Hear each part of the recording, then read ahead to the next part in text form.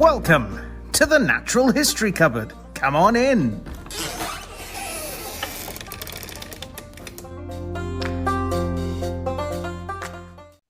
And welcome back to the Natural History Cupboard podcast, the place where the weird and wonderful parts of the natural world come together. I'm your host, Gareth, and with me, as always, is my co-host, Aaron. Aaron, say hi. Hi. Hi. Hi. Guess what? We're old? Well, yeah, we've established that, but I remembered my shirt this week.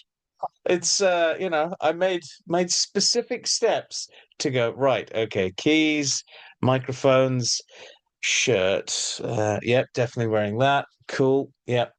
Speaking of clothing choices, well done. But speaking of Thank you. clothing choices, I don't have Stegosaurus socks on this week. Oh, And you that's know what okay. that means, don't you? No, I don't have Stegosaurus socks on my feet. fair enough. Yeah. I think I've got one with Oh, look. you've got Stegosaurus. I've got Stegosaurus doc. I've got direwolf socks, but not real direwolf socks. I've got George R. R. Oh, Martin you got Stark. oversized grey wolf.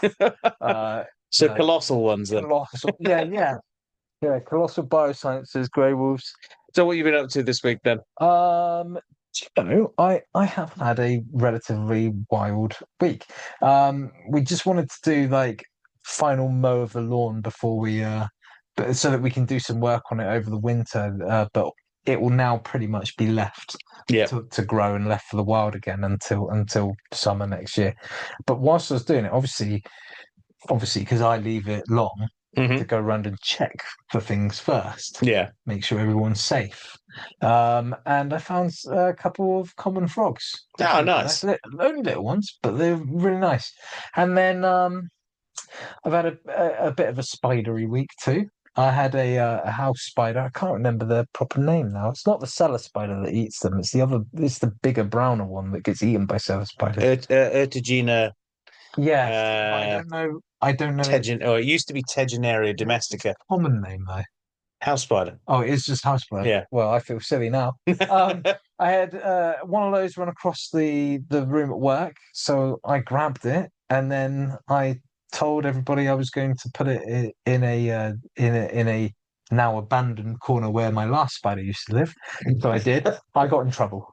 Why? Because there are people in the building that have arachnophobia and now can't come and talk to me at my That's computer. fine. I mean, that if anything is more of a reason to get more spiders. Yeah, no, I'd call their bluff. I'd get a tarantula. They're all lovely. So I am ribbing them a bit on this, but it is funny when They do know that there are spiders in the building regardless. I did say this. I said they wanted me to get rid of it, and I said, if I evict this one, there's another 599. And I said, you do know that I do go out when I see them in the apple trees. I do collect them and bring them in because I don't like the flies in there. Which I'm sure Dr. Erica wouldn't necessarily agree with. Well, it's nature. I'd rather have spiders in there than flies. Yeah. I'm more of a Peter Parker fan than I am Jeff Goldblum as the Fly. Or was it Jeff Goldblum? Yeah. And speaking of spiders at work, there's a lovely little jumping spider at work there. Whole zebra jumping Yeah, spider. the zebra one, yeah. Very cute. I did record it. I don't know if it's good enough, but you'll know if it's good enough because I'll put it up behind it, or I'll put it up on the screen if it's nice. But yeah, other than that, it's good. I had a bit of a spidery moment as well. Yeah, standing there, talking to my boss. I just sort of look. When you catch something, a glimpse out your eye, just something there, and I went, "Oh, that was a spider." There was this quite large male house spider. Just sort of, I don't know. I can seem to find at least one spider on me a day. That's a privilege. I mean, they either just like spawn or generate on my head or wherever. But yeah, he was just sat there, and I went, "Oh, what are you doing?" Just sort of, whilst having this conversation, it's like, "Are you gonna like just play with that spider whilst we're having this conversation?" I went, "Well." And I just went to go and put it in his office. And he went, "No, don't leave that in my office." And I went, "Why?" "Well, I don't want it in here." Went, "Fine, I'll take him with me then." Then went and released him on his merry way. But yes, evidently he decided to be my conscience for the day. Which I don't know whether they'd be able to give you much good advice, but But apart from that, something that a bit of a throwback was we're discussing how old we are. Did you ever have an I Spy book as a kid? Yeah, I think I did. Like Yeah, a nature little nature based one. books. Yeah, I think I did. I found a bunch of them. Just this sort of thought occurred to me the other day of, oh, I should get something like that for my kid, and I found a bunch of them, like little ones, and they're like, in the woods and birds and insects, and so we're going to go and try and tick off as many of those as we can. So that should be fun. That's cool. Yeah, Yeah. that is cool. I think about the bird one is on the way, and then there was one on the motorway. That could be interesting. I imagine that would be. I was gonna say, is that just different types of roadkill? Well, yeah, I don't know what that one will be about, but yeah. The odd broken down grottle. This Just- one is a caravan. It's broken down. It depends on what part of the motorway you're on. Traffic jam. Ah, you're on the M6. Fair enough. It knows. But yeah, I don't think Red kites M4. Yeah, true. Overpriced farm shop M6. That's the M5 actually. Is it still the M5? Oh, it Yeah, is. that's Yes, Costa. because it's after Spaghetti Junction, but it's before you actually become the M6. Yeah, Yeah, that's right. yeah. M5 then. Yeah. I don't think there's much else I've been doing really. My yeah, no, that's pretty much it. Yeah. Kind of a boring week actually, I suppose. Yeah. Oh well, Not should we get really. into the news? You had a spider in your shoulder. That's That's always a true. good day. Yeah.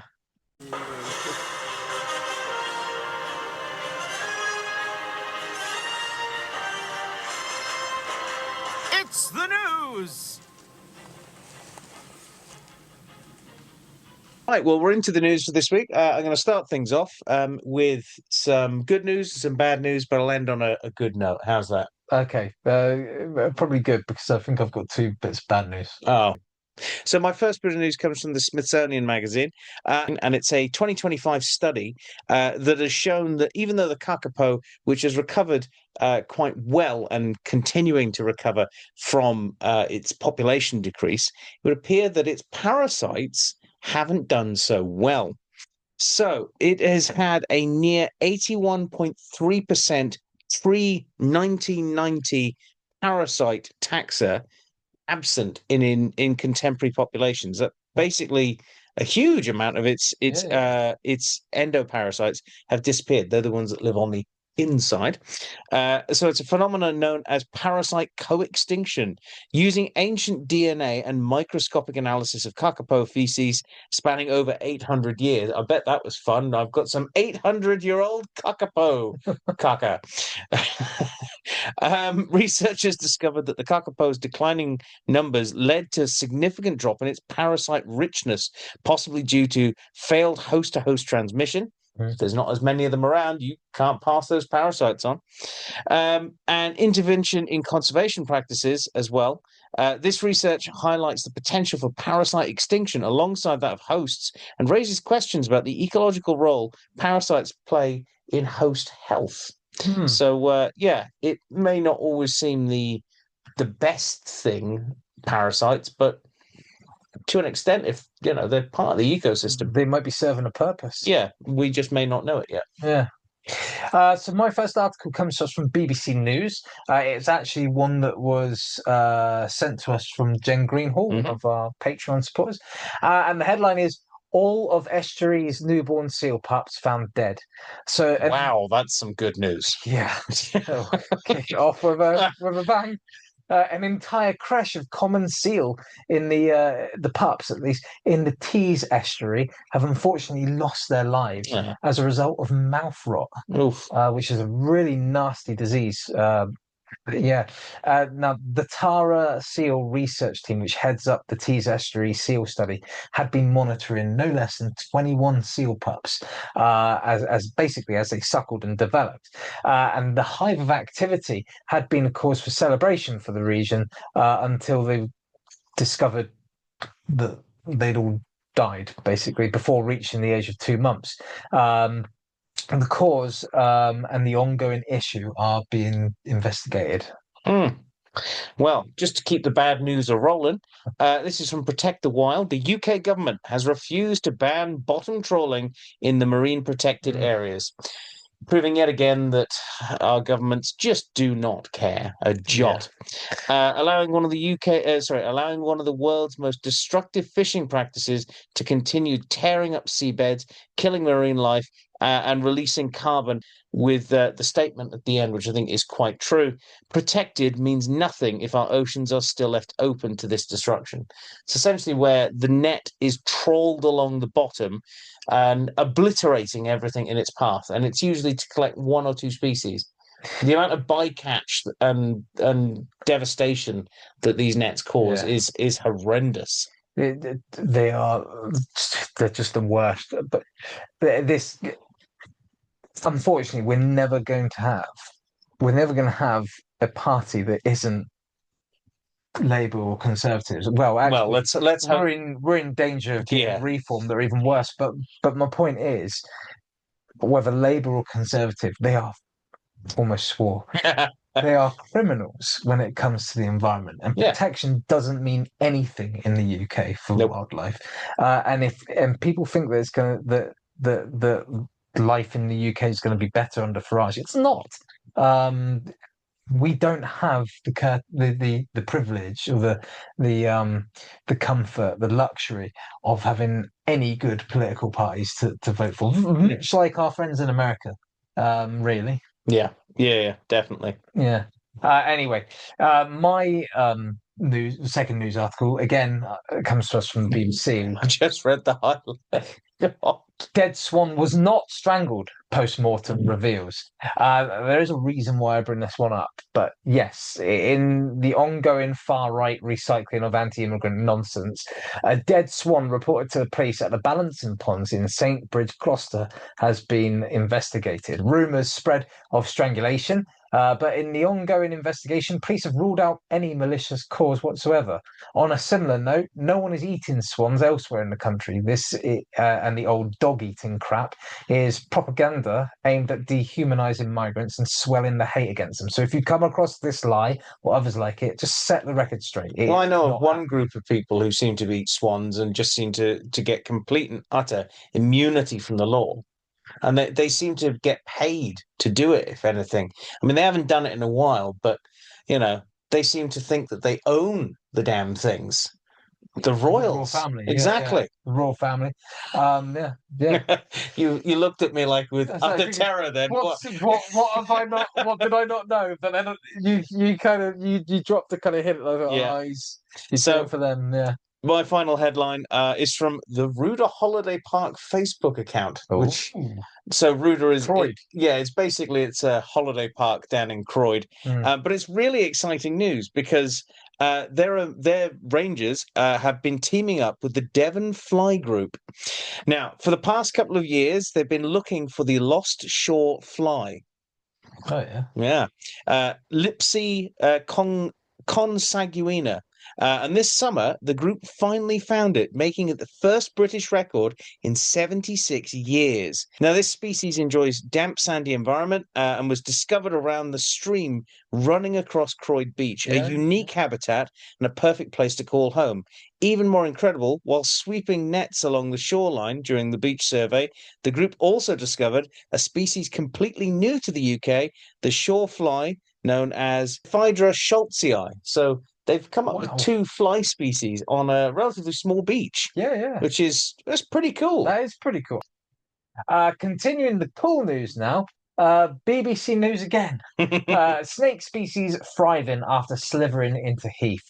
I do apologise. I am using the BBC again. The couple of unforeseen time limitations have forced me to take an easy ride this week. But this time it's great news, as volunteers in Pebblebed Heaths in East Devon, UK, are celebrating the establishment of a self-sustaining colony of smooth snakes in the area. The species is the UK's rarest snake. It's non-venomous and has been the recipient of dedicated breeding and re-release strategies in England. So this is extremely happy news. I'd like to call out the BBC's coverage of this on the local news, because I saw this the other night, and it's the same standard formula that they always use. Any of these local news things, doesn't matter if it's the BBC, ITV, Channel 4, whatever. it's the usual. Oh, there's been some snakes released. Oh, watch out! Oh, I don't really like them. Thankfully, we've not found them whilst we've been here. No, no, shut up and talk about the fact that these are a rare species that's been released. There must be a way of complaining about how these. I mean, I reported. feel it would be on deaf ears. I feel you'd be better complaining to the snakes because Well, wasn't someone like right at the top of BBC Conservative, like paying money it's. to Conservatives or something like that? I So, mean, yeah, it's there all we go. just feeding into that stupid, oh, spiders are bad, snakes are bad. Oh, I don't can't. like them. I can't remember, but I can't remember 100%. But I think that someone near the top of BBC had something to do with the Probably. Conservative. Yeah. So there was like I can't remember, but yeah, I'm pretty sure of it. But yeah, so it wouldn't surprise me that they are trying to embellish fear and spread hate of an animal, especially one as wonderful as the smooth snake. Hmm. But yeah, that's the headlines for this week. So we'll move on into the main subject, which is with Gareth. Right. Well, I said we'd end on a good note for the news this week, and I have the results. I don't have an envelope or anything. I feel I should have got an envelope of who has won the forest and bird of 2025. We need a drum then. I'll try and add one in. I'll do. Saves me having to add one in. So I can't keep it going. no, that's fine. The winner is the New Zealand Falcon. The New Zealand what? The New Zealand I Falcon. didn't hear because I was going. The New Zealand Falcon. That's Yes, cool. which Cool. was at the top of the leaderboard for quite a while throughout most of that. Its Maori name, if I've pronounced this correctly, is the Karearea, Yeah. Okay. which is a really cool bird. And interestingly enough, I've done, as this will have come out uh, after that announcement, but on the day of the announcement, I was able to put out one of our TikToks about it, which I will now put the video in here.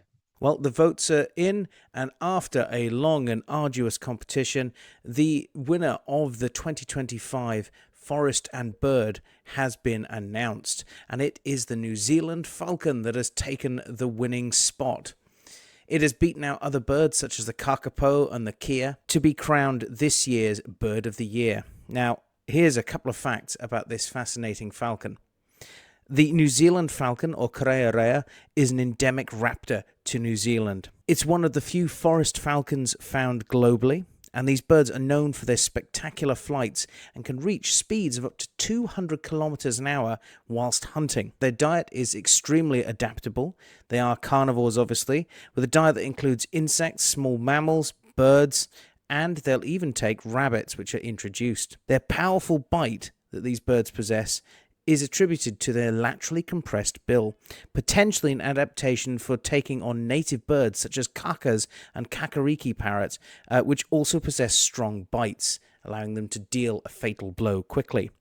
Now, believe it or not, they are ground nesting birds, and unlike many others, they will actually nest under logs or in simple scrapes on the ground, defending these nests fiercely from anyone who gets close. However, this doesn't stop things like introduced cats and rats from taking their young.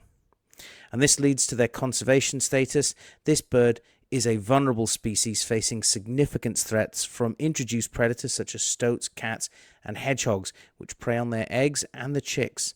Habitat loss and the degradation of these habitats are also major issues facing this bird. It's not just a winner of this year's Forest and Bird, but the Karearea is a protected species and a symbol of New Zealand. It actually features on the $20 banknote.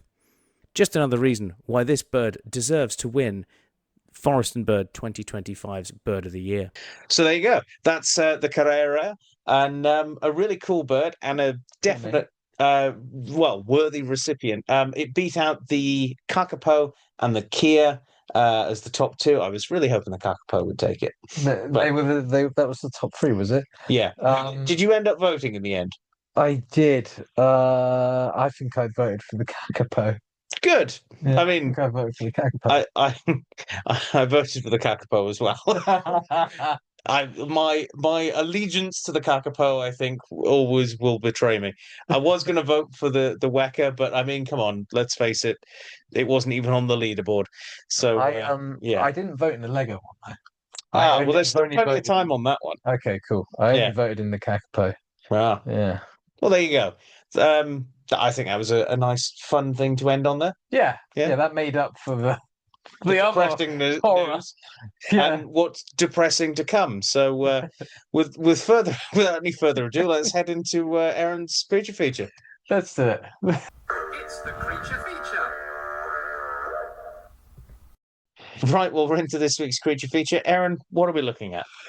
So we're looking at a pretty special animal, actually. And now, usually when we speak of extinct animals on the podcast, for the most part, we tend to center, especially me, I tend to center around some of the more long lost, charismatic megafauna, species that are quite remote to us in terms of time. And often they come from an Earth that we wouldn't immediately recognize as home if we saw it on a globe, for example.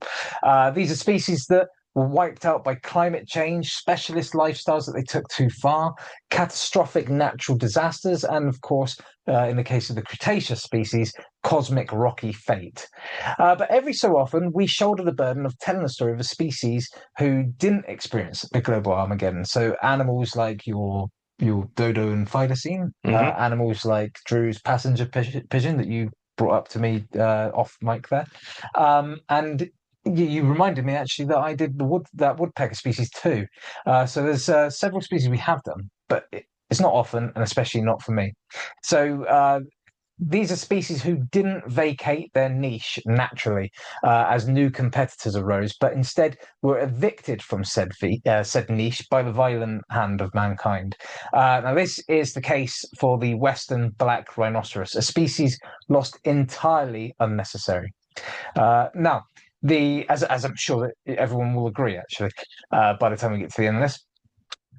But on the western black rhinoceros, so their scientific name is Diceros bicornus longeeps, which I hope I've pronounced correctly, and that means the two-pronged, double-horned, long-footed rhino. Now, technically, the long-footed part isn't in reference to the length of the animal's foot itself, but instead the distance from body to foot. I'm picturing a a kangaroo-legged rhino now, That would with be fun. ridiculously large feet. Jumping through the savannah. That would be fun, but no. Curing gazelle as it goes. It's basically a kind of weird way of saying that it was a bit tall and a bit lanky. And that is actually one of the distinguishing features of the western black rhino specifically. And on that note, it's probably worth defining what this rhino species is, given that we covered the white rhinoceros. Yeah, quite a while ago. Yeah. And there are there are many differences, but actually the western black rhino is quite unique from many different rhinos. So we'll get into it. The average full-grown adults could measure up to 3.75 meters. That's 12.3 inches long. 12 foot. Wow. They're really small rhinos. Rhinos. I want one.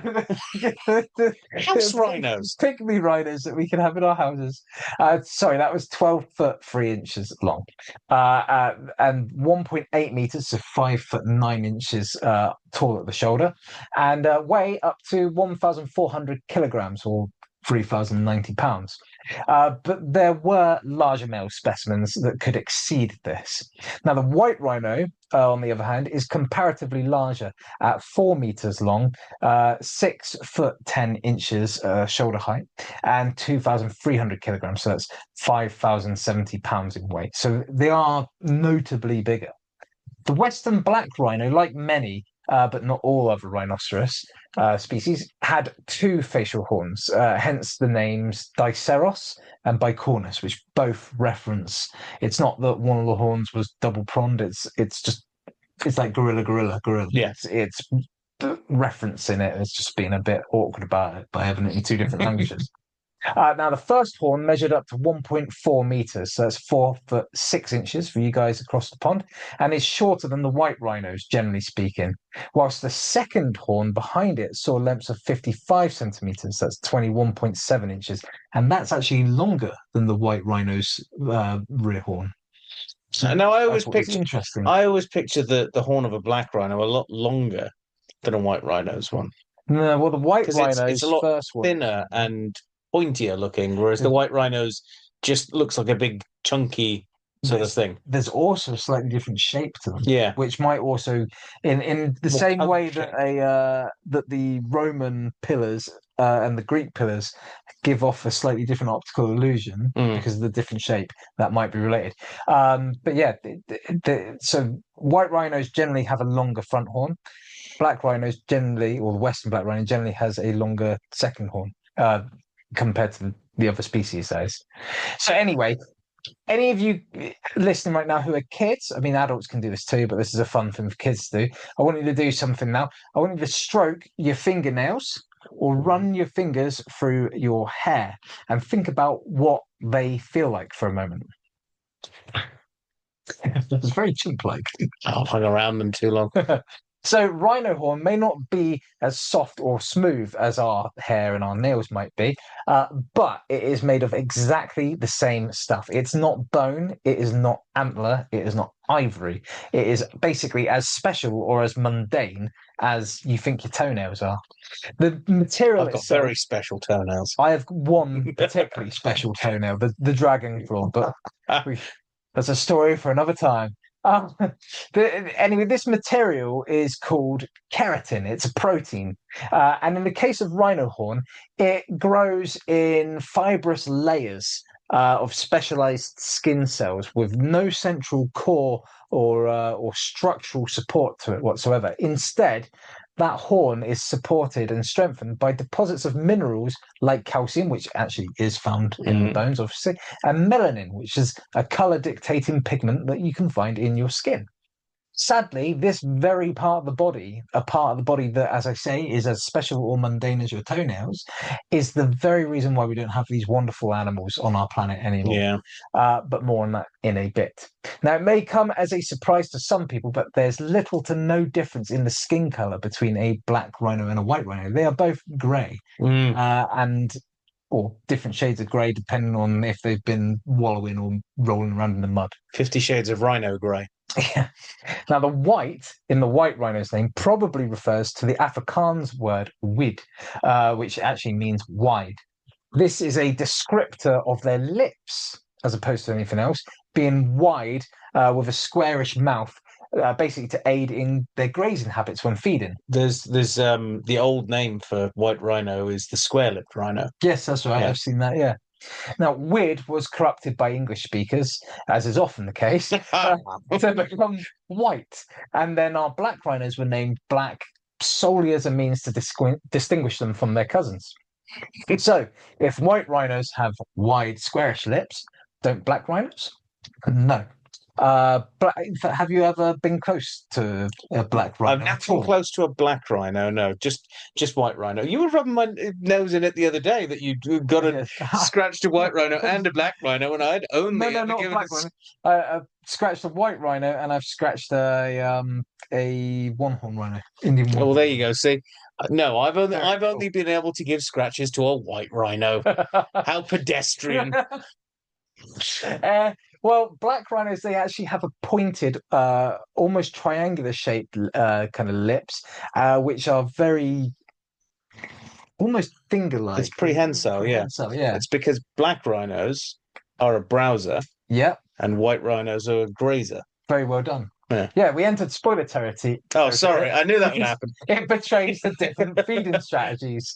So, yeah, as Gareth quite rightly said, whilst white rhinos keep their nose to the ground, essentially acting like the lawnmower of the savannah, the black rhinos are the savannah's hedge cutters, trimming the verge and nipping at leaves and buds, whilst eavesdropping on wizards. Can you get a ride on white rhino? White rhino. Well, if it's like a lawnmower, I want a ride on one. This is essentially also the reason why black rhinos have the muscular support to help them maintain a more like a higher head position. So you won't really see white rhinos look up so much, where they're kind of head to the ground. But black rhinos are very up, very alert, much more so than their larger wide-lipped cousins.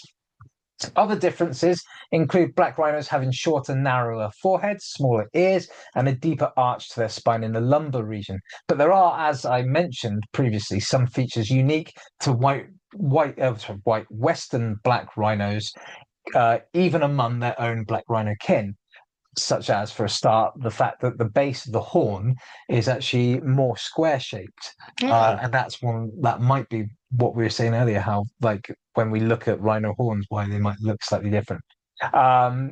Also, there's actually a lot of differences in the dental structures, and of course there's the length of the leg there as well.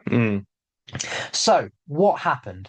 Appearing in the fossil record for the first time some 8 million years ago, the subspecies Western black rhino enjoyed prominence as one of Africa's exceptionally charismatic megafauna.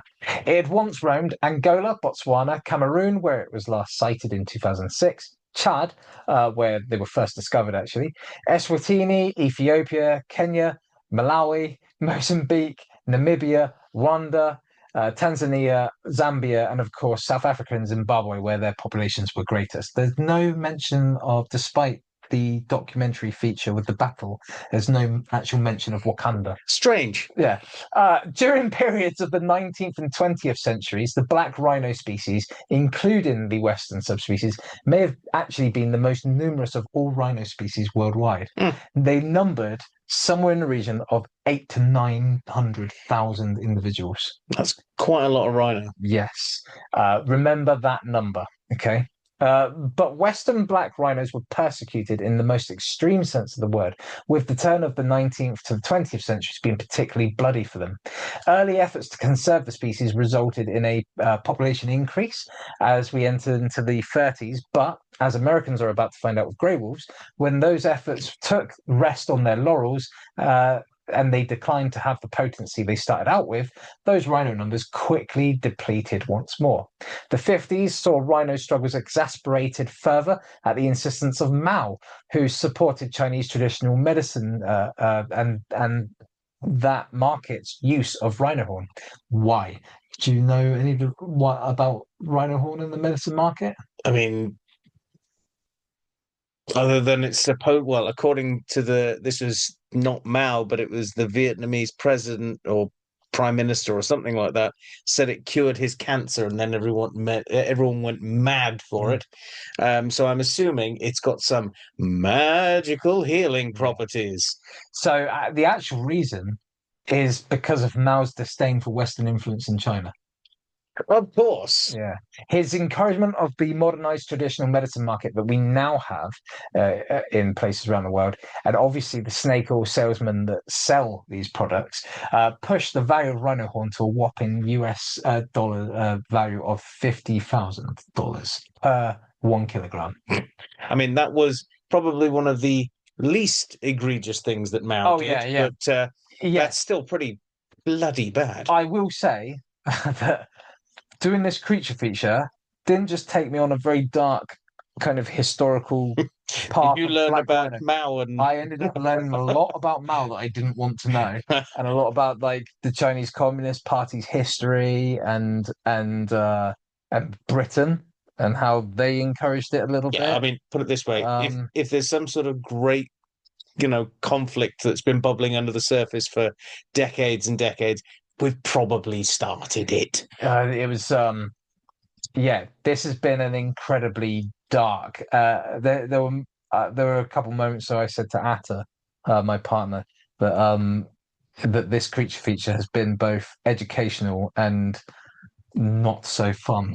It's been fun. It's been fun, but at the same time, like some of the stuff that I've learned horrific. has been pretty horrific. Do you know what? I felt the same way. This is off topic again. I felt the same way when I watched some sort of it was a 9-part documentary on Auschwitz.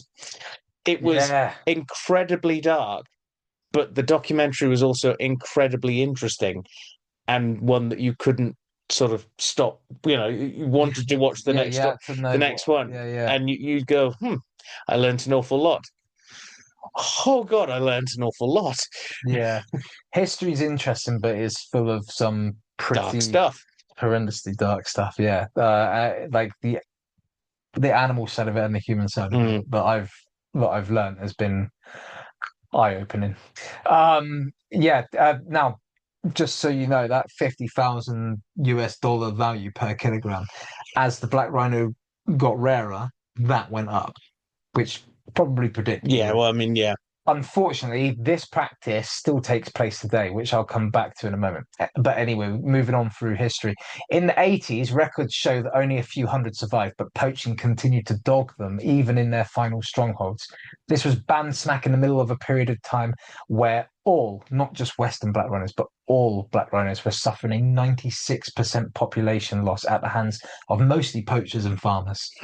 At the turn of the last century, the year 2000 saw a population count of 10 remaining. Just 10. A blot of shameful blood on the ledger of humanity that we just let happen. No resistance. Yeah. The following year saw the population halved. So 2001, there was 5 left. And during the period, the 80s to the 2000s, rumors were basically persisted of captive breeding populations and even more optimistic population numbers in the wild, but it was all based on falsified data. There were none. Now, despite artificial insemination attempts and the WWF, that's the World Wildlife Fund, being used to conserve the species, all efforts failed dismally. With the WWF's efforts failing due to corruption, to be quite honest, and the type of artificial insemination attempts that were employed failed to enjoy the breeding success that we take for granted now, mostly because it just wasn't as easily utilized in wild species when the animal needed it. In 2011, the Western black rhino subspecies was finally and officially declared extinct. And this was the result of a last-ditch search for the species in their last known refuge of Cameroon. They'd literally been sighted there earlier that year, but after a 6-month search spanning 2,500 kilometers of black rhino range, not a single individual was seen. Unfortunately, rhino horn has increased in value now, with just 1 kilogram being worth 100,000 US dollars to the right buyer, particularly in Vietnam. And that's probably down smack bang to that particular situation. And this is where your suggestion comes true, because the nonsense claims basically include being a cure for arthritis, cancer, fever, headache, pain, typhoid, or being able to root out toxins or fight infection. Just magical anything. Yeah, it's all ridiculous nonsense with no scientific evidence to back it up. That's a bit like Trump's med beds then. Exactly. Worst of all, whilst it was considered for a time that these practices would fade out as older generations made way for the more kind of scientifically savvy generations, it actually turns out that Chinese medicinal market is, contrary to popular belief, not just thriving but on the up and up. Global interest, not just Chinese but global interest in alternatives to big pharma, have led to this, as well as huge support from the Chinese government that funds elements of it. Yeah. What's most surprising is that what many people erroneously believe are issues and flaws in modern medicine are actually real issues in the Chinese medical market. Things like things not being tested and stuff like that. When it goes through the modern medicine kind of route, these things are laboriously tested, but in the Chinese medicine market, not so much. In fact, not at all. And I think this is where science communicators have to have a real hard think about how they combat this. I noticed this through the COVID-19 pandemic. At its height, medical professionals were as bad at communicating in easy to digest language as conservationists are. And unfortunately, in the case of the remaining rhino species, to honour the ones already lost, both of these science-led communities have to work that out. If not, more rhinos will disappear. We're just not good at communicating scientific information to Joe Blogs on the street. And for that reason, you just talk at them in big words and people don't understand that. It's either scary or it's untrustworthy. We need to get better at it, because the reason why people like Trump get listened to on stuff that they're completely uneducated in is because they they talk to the people at the different levels that those That and they people would give understand. sound bites, easy Sound sound bites, bites. exactly, sound bites and charisma. As for all the flaws of Trump, he has charisma. I'm not saying it's good, but No. anyway, there is literally no hope for the Western black rhino, at least not at present. The Frozen Zoo and projects similar to what Colossal Biosciences seem to be interested in do offer some sort of horizon. Whether or not that will ever be realised in either project or for this species remains to be seen. But hope could remain for the other rhinos that we still have across the world. If we can get our act together. The black rhino went extinct because people did nothing. And there's a saying that I remember that if you don't speak up about bullying, you're the bully. You're part of the problem. And so there's that. Like if you know it's going on and you don't speak up about it, then you are just you're enabling. Yeah. Is what that pretty much is. But yeah, that creature feature was enlightening to say the least. And it took me on a massive rabbit hole. I was telling you before we recorded about how I ended up learning all sorts of stuff about communism generally, but also communism in the way that it's used in Russia and China.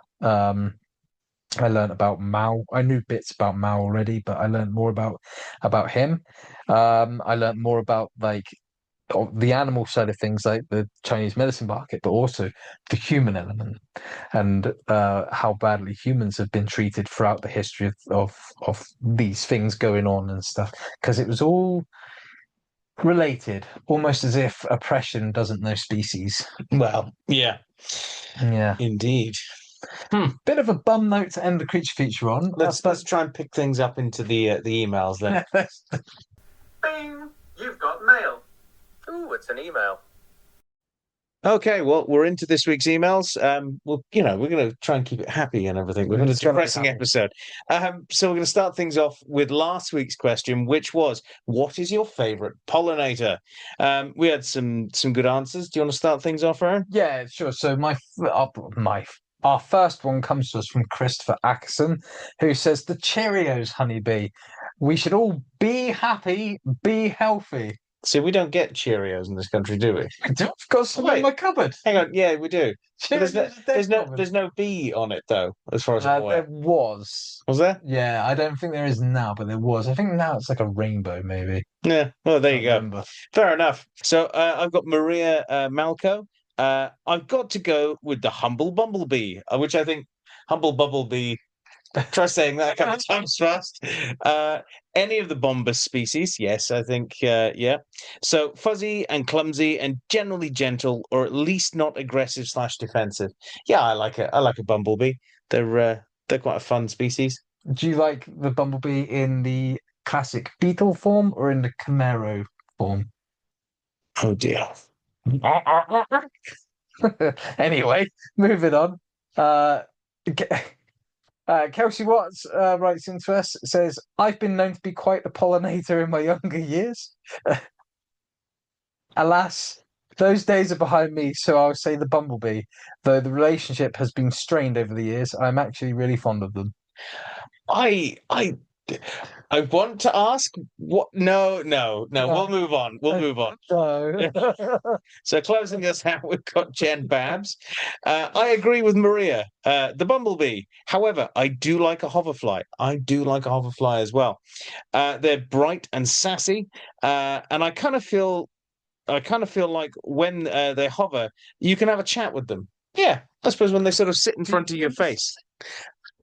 I find them quite pleasant. I mean, I wouldn't necessarily say sassy, but yeah, I think they're a really pleasant little species. She's just met the odd few with attitude. Clearly, yeah. No, the one I love the fact that people tend to confuse them so much with hornets and bees and everything. You get freaked out, and then you go, "It's a fly." I used to. When I was an ignorant little kid. I think they're brilliant. Well, that was last week's question. This week's question, we didn't want to try and bring things down, but as generally rhinos are considered to be quite grumpy animals, especially black rhinos, I think they're supposed to be that little bit more aggressive. And to be honest, they've got all right to be, the way that we've treated them. What is the grumpiest animal you know and why? For me, this is very easy. This is leopards. Okay. The four leopards that I've known, two of which I didn't work directly with, but I worked like kind of vaguely around the area of them, and two of which I did work with. They have all four of them been highly strung, uh, borderline mental. I don't mean that like literally. I just mean that they were something else. They were proper grumps, Just proper grumps. just proper grumpy sort of Yeah. things. The ones I work with, and I'm not going to name the collection, but the ones that I did work with, I always remember that I just walk out thinking one day that they'd be pleased to see me. But every time you walk, you can't see them. They're like in the trees, like velociraptors in the Just wait. Jurassic Park, waiting. Then out just when you like kind of you like right, they're up the top corner. I'll go up there. You're walking up the muddy steps that weren't safe, and then push against the mesh, and there's a leopard. Yeah, very grumpy animals. There's a few things that I think I would include on grumpiest sort of animals. Most of them are birds, actually.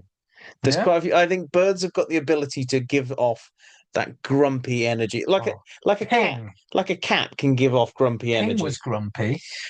He was a Blue and blue gold and gold macaw, macaw. yeah, and that's one of them. He could Sorry. yeah, She was grumpy. yeah, definitely had the ability to throw off that sort of grumpy energy of like, oh, She cat. was not pleasant.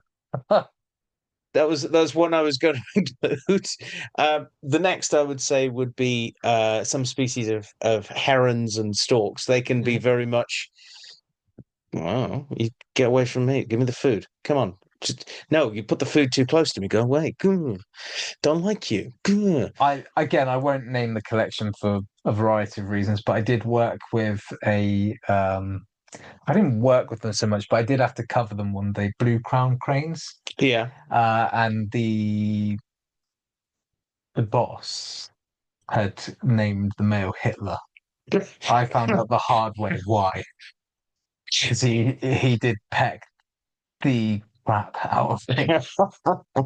Well, there you go. But I think the best grumpy one, I mean, cats I always think are a good example of that. You can get a very good grumpy cat. Yeah, And I'd be surprised if we don't get someone saying that.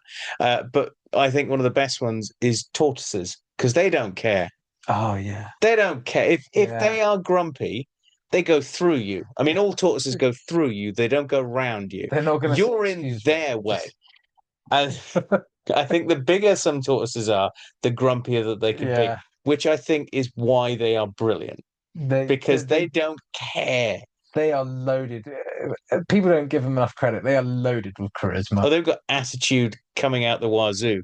So yeah, I think tortoises, especially sulcata tortoises, have Yes. definite grumpy streaks. So yeah, The sulcata, because I've worked with a few sulcatas, but specifically the ones that we both worked with, yeah. they were particularly. There's one or two of those where Yeah. So there you go. I would bet we'll get cats on there, and I bet we'll get tortoises as well on there. So let us know what your grumpiest animal is on our Facebook page. That'll be up there already. And you can also let us know via email or Instagram or TikTok or any of the other platforms that we're on. What we're doing. We've now Aaron surpassed 1,000 followers on Instagram. We can now say that We're known. you can join us and 1K. Yeah. 1K followers on Instagram. Sounds like we've got a really rubbish camera. We're in 1K, which we kind of are. Another way you can get in contact with us is through our email, which is thenathistorykcupboard@gmail.com. Aaron, we got any emails this week? We do. I'm going to save them for next week, though. Ooh. Apologies, because we've been a little bit badly behaved in that we didn't read the YouTube comments from last week. Oh, So I'll read the YouTube comments do the last YouTube, week right? and this week. Okay. So the first one, this is on the Clouded Leopard episode. The first one came to us from, I presume that I'm pronouncing this correctly, Vader Huff, who says, "The boys are back in town." It was our first time back together. Exactly. I can't do it properly because YouTube will just rip the Yeah. Like get us demonetized. because I was singing so close to the actual one there. All the imaginary dollars that we have here. Yep. Woo! And if just every one of those 1K Instagram followers just donated £1, we'd have new cameras. Anyway, the next comment comes to us from Rosalie9961, who says, "Oh, I just adore this species." This is the clouded leopards again. From its cute but deadly looks to its scientific name, Neophelis nebulosa. It has an air of regalness to it. In a cute way, not the evil monarch way. For this week's question of what was my best wildlife moment of the summer, I talked about it around the time it happened, but it was really good, so it deserves to be retold. And it's this week's question, and I try my best to always answer. So, a week after Jurassic World Rebirth had came out, my fellow paleo friend had come down and visited me, showing him around the beloved park, the local zoo, 2 museums, and finally seen said movie I mentioned earlier. So that was her favourite kind of related moment. She says, "A light shout out to what happened recently. Well, it'll be a week old by the time you read this. My mum and I had gone on a mid-morning around the park, and I did a lot of dinoing or bird watching for those who don't remember all the podcast fun terms. Lots of cormorants, gulls, and the blue jays were very local as always. I spotted my first ever wild kingfisher, the belted kingfisher. That's cool. Thanks to my handy Merlin app, and my eyes finally looking in the right place and time. Also on that trip, we heard a pair of pileated woodpeckers doing drumming territorial calls, as well as what I suppose this year's chicks racing after each other from tree to tree. I'm shocked my neck didn't hurt as much for how long I was staring straight up, though I did get about 1 million burrs on me. So yeah, that's a nice email there. Yeah. Not email, sorry, comment there. So moving on to last week's episode, which was your wonderful bee pollinator episode. And we're going back to Rosalie9961, who says, "For this week's question of favourite pollinator species, I won't be going with my favourite in the sense of most beloved, but the one I find the most interesting. It's been recently found that Ethiopian wolves may count as acting as a pollinator, licking the plants for the sweet nectar. We covered that one. And getting pollen all over their muzzle." Yes, we did. So yeah, great. Well, great shout there. I was hoping someone would actually include that one, so that's good. Well, you made Gareth's day.